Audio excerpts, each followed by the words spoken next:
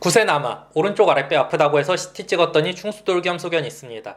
지금 열도 있고 염증 수치도 높습니다.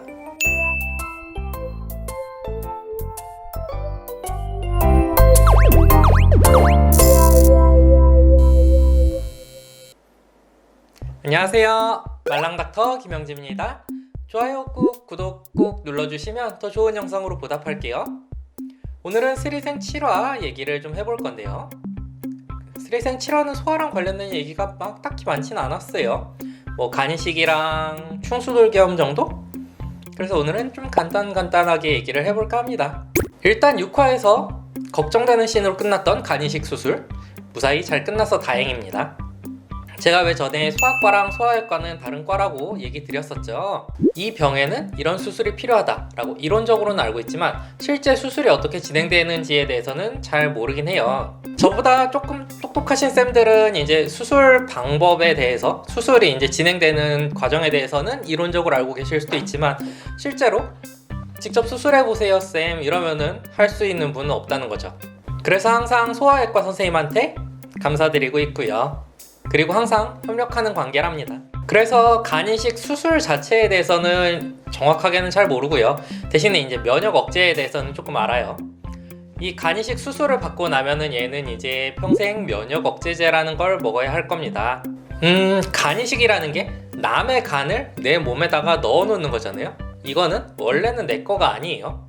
그런 게 이제 내 몸에 들어오니까 내 몸에 있는 면역 세포들은 이게 적이라고 생각을 하고 공격! 어택! 이런단 말이에요. 그렇게 간을 공격해서 죽여버려요. 기껏 이식해놨는데. 그래서 그렇게 되지 않기 위해서 면역력을 없애거나 줄여놓는 거죠. 그래서 수술하고 난 초반에는 간이 자리를 잘 잡을 수 있도록 도와주고요.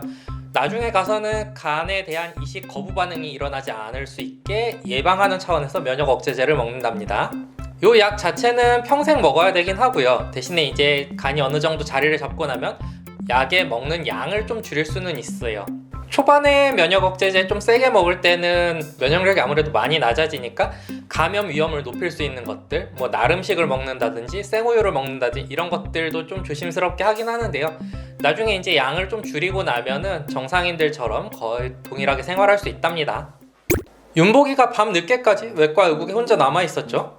저도 수술하는 과들 실습 돌 때는 가끔 당직 서듯이 그렇게 밤늦게까지 있었던 적이 있기는 해요.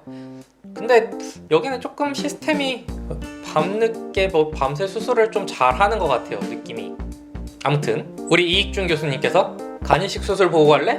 하고 물어보시는데 제발 교수님 하는 마음이 진짜 안에서부터, 아니 무려 교수님께서 그것도 더군다나 저렇게 순진한 표정으로 수술 보고 갈래? 이렇게 물어보시는데 어떤 학생이 교수님 전 집에 갈래요 이렇게 말할 수가 있을까요?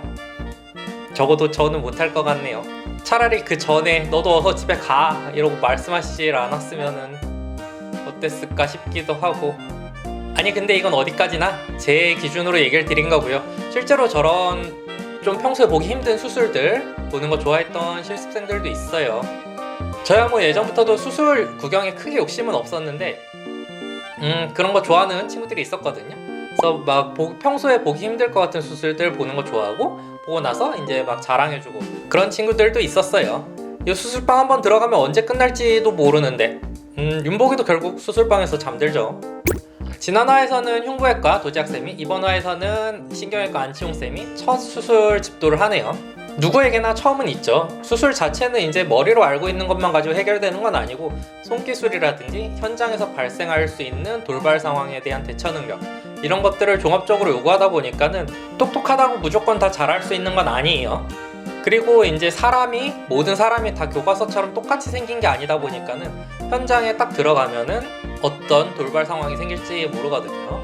그래서 보통 교수님의 보조하에 집도를 하게 되죠. 이런 거를 제가 있던 병원에서는 초집도식이라고 불렀는데 저는 그 말 처음 들었을 때 무슨 슈퍼파워 얘기하는 줄 알았어요. 수술하는 과랑 워낙 관련이 없다 보니까. 아무튼 수술하는 과에서 이 초집도식은 정말 큰 이벤트예요. 아니 뭐 이케아 가구 같은 것도 처음 해보고 조립하고 그럴 때는 막 진짜 시간도 많이 걸리고 뻘짓도 많이 하고 그렇게 되는데 처음 수술을 한다? 정말 얼마나 많이 긴장이 될까요? 수술을 한 번도 안 해본 저로서는 상상하기도 어렵네요. 응급실에 급성 충수염으로 온 아이가 잠깐 스쳐가듯이 나오죠. 급성 충수염? 흔히들 알고 계시는 맹장염 생각하시면 됩니다. 근데 장겨울쌤이 안정원쌤한테 노티하는 모습을 보고서는 장겨울쌤이 외과에서 정말 이쁨을 많이 받고 있구나, 아니면은 안정원쌤이 정말 착한 분이구나, 혹은 이 둘이 정말 친하구나, 뭐 이런 거를 작가들이, 제작진들이 아무튼 표현을 하고 싶어서 디테일하게 그렇게 잡아둔 건지 모르겠는데, 장겨울쌤이 안정원쌤한테 이렇게 얘기하죠. 구세남아, 오른쪽 아랫배 아프다고 해서 CT 찍었더니 충수돌기염 소견이 있습니다. 지금 열도 있고 염증 수치도 높습니다. 딱히 뭐 이상한 느낌은 없죠. 근데 의사쌤들이 아마 보셨으면은 하고 좀 위화감을 느끼셨을 거예요. 아마 만약 신입 전공의들이었다든지 아니면은 교수님이 정말 무서운 분이셨다든지 그랬으면은 좀 혼이 나지 않았을까 싶은 그런 상황. 의사들이 환자 상태를 볼 때 정말 중요하게 생각하는 것 중에 하나가 지금 그 증상이 언제부터 시작됐는지 이거거든요. 그래서 아마 병원 가시면 많이 들어보셨을 거예요. 뭐 어디 아프다 이렇게 막 얘기하면 의사쌤들이 언제부터 아프셨어요? 이러고 물어보는 거 들어보신 적 없으세요? 근데 장겨울쌤이 안정원쌤한테 말씀을 드릴 때 요 언제부터 아팠는지를 쏙 빼놓고 얘기를 해요. 그래서 안정원쌤이 바로 물어보죠. 또 언제부터 해야 했어요? 후덜덜. 아무튼 뭐 우리 롱윈터쌤 유일한 전공이시니까 이 아이 배에 이렇게 안정원쌤이 눌러볼 때 아이가 엄청 아파하잖아요. 보통 이 정도까지 아파하면은 맹장이 터졌을 가능성이 높아 보이긴 하거든요. 그냥 염증만 있는 애들이 이렇게까지 눌렀을 때 아파하는 애들은 전 못 봤거든요. 근데 그러면은 CT에서도 폭포 소견이 있다고? 아니 맹장 터진 그런 소견이 있다고도 얘기를 했을 것 같은데, 이건 외과 입장에서도 사실 중요한 얘기다 보니까 CT에서 보였는데 장겨울쌤이 빠뜨리고 얘기를 안 했을 것 같진 않고요. CT에서 안 보였을 수도 있다. 아니면은 아이가 좀 통증이 예민한 아이거나 뭐 그랬을 수 있겠네요. 정보가 제한적이다 보니까는 정확하게 판단하기는 어렵네요. 죄송합니다. 아무튼 충수돌기염은 흔히 알고 계시는 맹장염 그거예요. 그게 오른쪽 아랫배쯤에 달려있거든요. 그러니까 어디 가서 꾀병 부릴 때 왼쪽 아랫배 잡고 맹장염 같아요 이러시면 안 돼요. 물론 병원에서는 솔직하게 얘기해 주셔야 돼요. 어디가 어떻게 아프다고. 그리고 굳이 병원 와서 맹장염 같아요 이러지 않고 뭐 급성 충수돌기염 같아요 이렇게까지 얘기하실 필요는 없어요. 그냥 맹장염 같다고 말씀하셔도 무슨 말인지 다 알아듣고 틀리게 말했다고 이상하게 안 보니까 걱정 마세요. 제가 오늘 준비한 영상은 여기까지예요. 소화랑 관련된 질환이 거의 안 나와서 뭐 오늘은 할 얘기가 많지는 않았네요.